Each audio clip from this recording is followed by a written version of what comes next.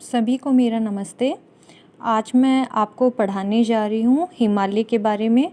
इससे पहले मैंने राजस्थान, भारत, इनका ज़िले, राजधानी और इनसे सटे हुए क्षेत्र, इन सब के बारे में भी ट्रिक्स पढ़ाया है और इनकी स्थिति और विस्तार के बारे में भी बताया है। आज मैं आपको बताऊंगी भारत या राजस्थान का कह सकते उत्तरी क्षेत्र जो कि हिमालय है, वो भी विथ ट्रिक्स के साथ। तो आशा करती हूँ कि आपको मेरा वीडियो पसंद आए। अगर अच्छा लगे तो लाइक सब्सक्राइब करना ना भूलिए। इसके अलावा भी कोई क्वेश्चन है जिसका आपको ट्रिक चाहिए तो कमेंट बॉक्स में जाके कमेंट कीजिए। तो चलो हम चलते हैं आज के वीडियो की शुरुआत की ओर। हिमालय के बारे में क्या है कि मैं आपको सरल तरीके से समझाने के लिए मैंने इस भागों में बांटा है। एक है ट्रांस हिमालय, एक है मुख्य हिमालय। अंतर्गत दो क्षेत्र हैं, काराकोरम श्रेणी और लद्दाख हिमालय, जो की ऊंचाई 6000 मीटर है और मुख्य हिमालय में 3 पार्ट में बांटा है। तो जैसे कि आप नीचे मैप में भी देख सकते हो कि जो हिमालय का सबसे ऊपरी क्षेत्र है वो है काराकोरम, फिर आता है लद्दाख जो कि ट्रांस हिमालय का पार्ट है सॉरी। जो काराकोरम है इसकी सबसे ऊंची, कह सकते हैं कि भारत की सबसे ऊंची चोटी है, वो है K2 गोडविन ऑस्टिन।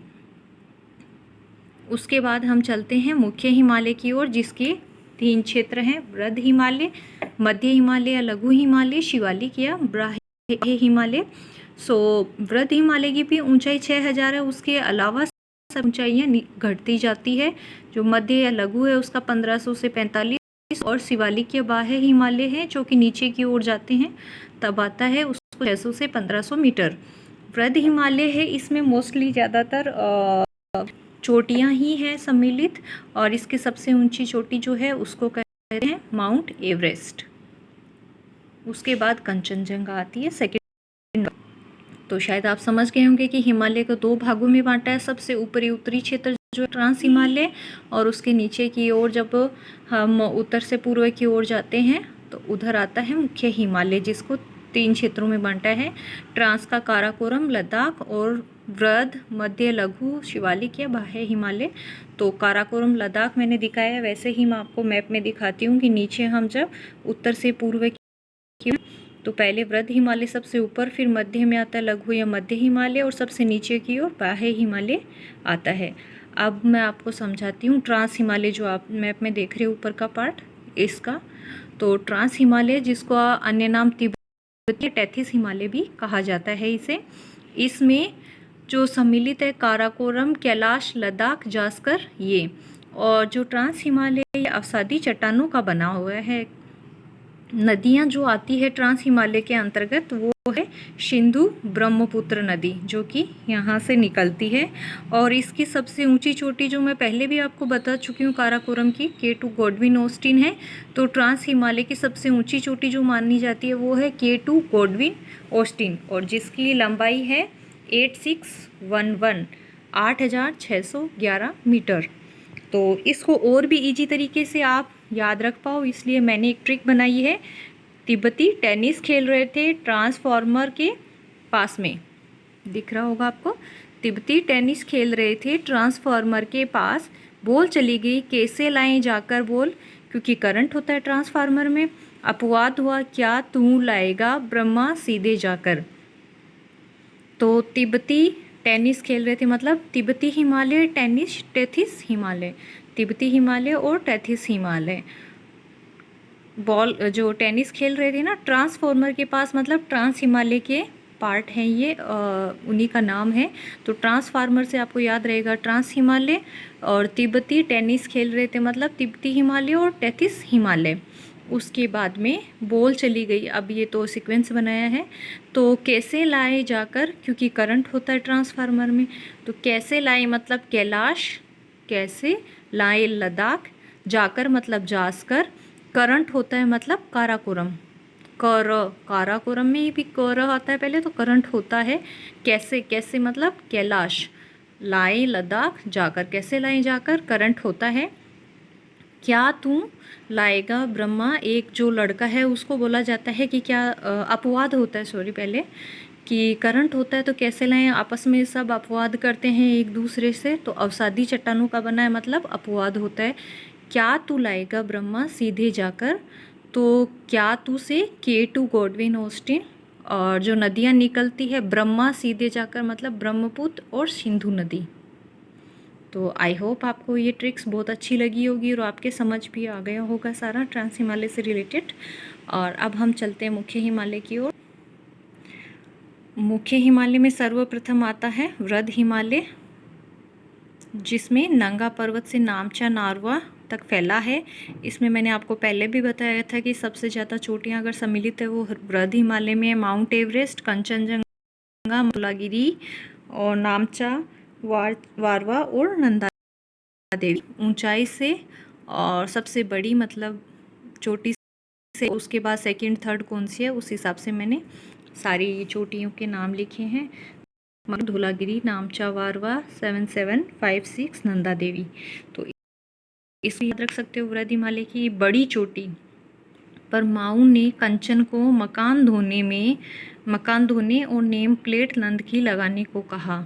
बड़ी चोटी से आप समझ जाओगे कि सबसे बड़ी चोटी जो है माउंट एवरेस्ट है। बड़ी चोटी पर माऊ ने, बड़ी चोटी से वृहद से भी बड़ी आप याद रख लेना, चोटी से चोटियाँ। वृहद मतलब होता है बड़ा, तो वृहद हिमालय की चोटी मतलब चोटियाँ। माऊ ने मतलब माउंट एवरेस्ट। तो आप अच्छे से समझ गए कि बड़ी का मतलब है वृहद हिमालय की और चोटी से चोटियाँ।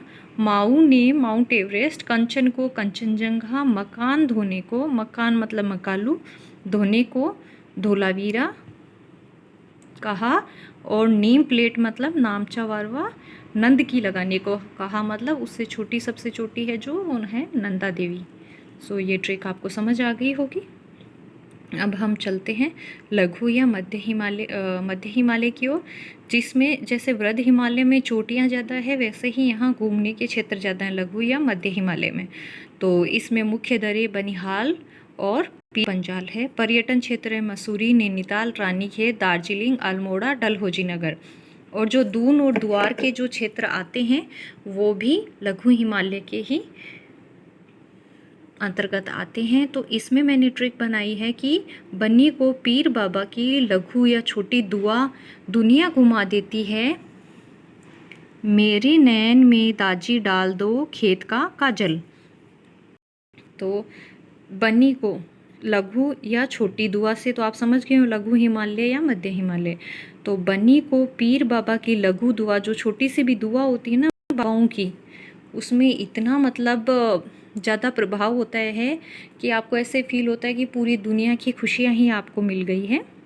तो इसमें यही बताया गया है कि बन्नी मतलब बनिहाल दर्रा की पीर बाबा की पीर पंजाल दर्रा, बनिहाल दर्रा और पीर पंजाल दर्रा जो है कि लघु दुआ, लघु से लघु समझ गए होंगे। तो बन्नी को बनिहाल दर्रा और पीर बाबा की मतलब पीर पंजाल दर्रा।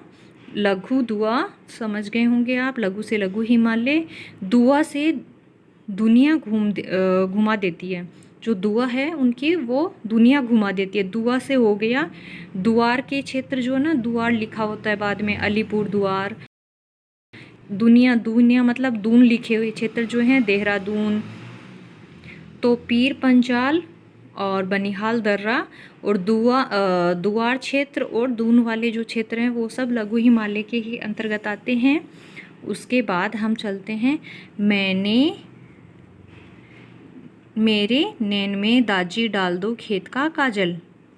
तो इसके हैं पर्यटन क्षेत्र। मेरे नैन मतलब मसूरी, नैनीताल मतलब नैन में, दाजी दार्जिलिंग, डाल दो डलहौजी, खेत का काजल, खेत का मतलब रानी खेत। तो मेरे नैन में डाल दो दाजी खेत का काजल। तो इसमें हो जाएंगे पर्यटन क्षेत्र। और बन्नी को पीर बाबा की बनिहाल पीर पंजाल और दुआ दुनिया घुमा देती है का मतलब हो गया कि दून से रिलेटेड और दुआ से रिलेटेड क्षेत्र आते हैं। उसके बाद हम चलते हैं लास्ट, जो कि है उप शिवालिक हिमालय या बाह्य हिमालय। इसको हमने इजी तरीके से समझने के लिए 4 क्षेत्रों में बांटा है। जो सबसे ऊपर का क्षेत्र है उसको बोलते हैं पंजाब, फिर आता है कुमायूं हिमालय, फिर नेपाल हिमालय और फिर नीचे की ओर असम हिमालय आता है। और इनकी ऊंचाई मैंने सबकी दे रखी है। लंबाई 560, 320, 800 एंड 720 किलोमीटर। और जो है पंजाब हिमालय सिंधु से सतलज तक का है क्षेत्र, और सतलज से काली का कुमायूं हिमालय है जिसमें बद्रीनाथ, केदारनाथ, मसूरी आते हैं। और नेपाल हिमालय माउंट एवरेस्ट, कंचनजंगा, ये जो चोटियाँ वो आती है इसके अंतर्गत। नेपाल हिमालय में असल में तीस्ता से ब्रह्मपुत्र का क्षेत्र आता है। तो इसमें जो मैंने ट्रिक लगाई है नेपाल का टाइगर, नेपाल का जो टाइगर होता है कि पंजे कितने ओशम होते हैं। तो इसमें चारों हिमालय के क्षेत्र मैंने आपको बता दिया है। नेपाल का मतलब नेपाल, टाइगर के पंजे, पंजे मतलब पंजाब, कितने मतलब कुमायूं, ओशम मतलब आसाम। ओशम होते हैं पंजे सीधे तलवार जैसे होते हैं उनके पंजे, पंजे मतलब पंजाब हिमालय के अंदर सीधे तलवार जैसे, सिंधु से सतलज तक, तलवार मतलब सतलज।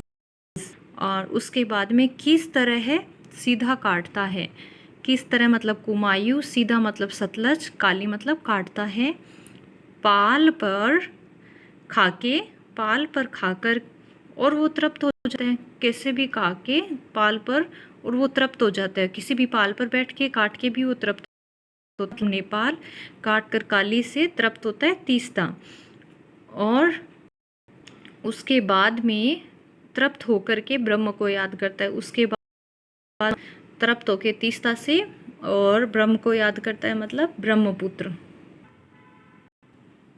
सो आई होप आपको ये वीडियो अच्छी लगी हो और मेरी ट्रिक्स भी आपको पसंद आई हो। तो आप इसके अलावा भी कुछ जानना चाहते हैं तो आप मुझे कमेंट बॉक्स में जाके कमेंट कर सकते हैं। और मेरी तरफ से मैंने कोशिश की है कि आपके लिए इतना इजी बना दूं कि आपको दोबारा मेहनत नहीं करनी पड़े। थैंक यू, धन्यवाद।